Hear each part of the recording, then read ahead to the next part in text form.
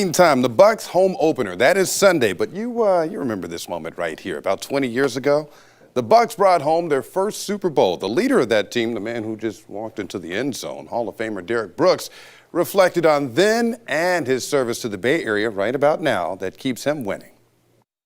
Before his Hall of Fame bust was unfurled, Tampa Bay Bucs great Derrick Brooks cemented his heart in a bigger arena.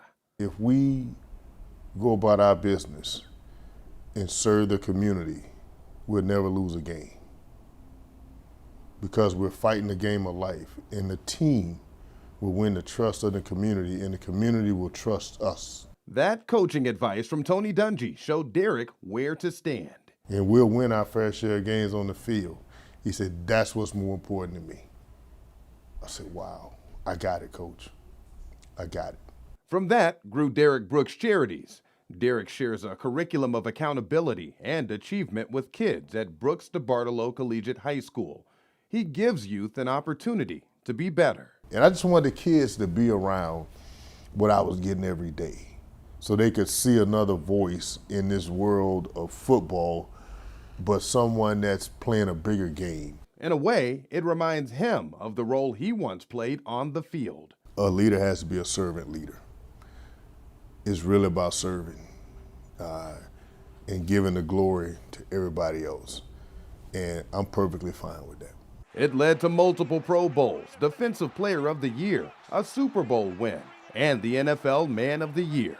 It grew from a mission mentality. Frank, I have a goal, and I'm very meticulous in this goal, that 94 cents out of every dollar that comes into this foundation is back into the community and programming. Derrick says there's a sort of winning equity that comes from reputation, a familiar space for another legend, Tom Brady. People wanted to gravitate towards that championship DNA and what that mystique was.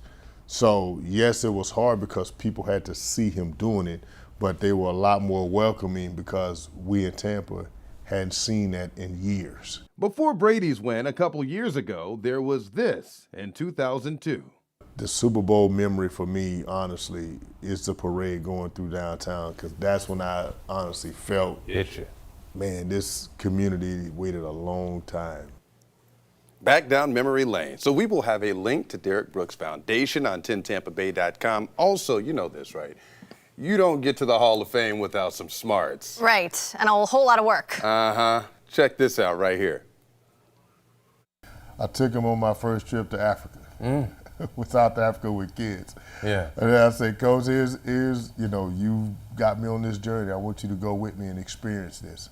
I say, and besides, we can't start training camp unless you're here. So, yes. So I'm with you. Talking about Tony Dungy. Yeah, right. Taking him away, give him a little break from practice. Can't do practice if Coach isn't there. All the way over in Africa. Great stuff. Smart guy. All right, we're staying.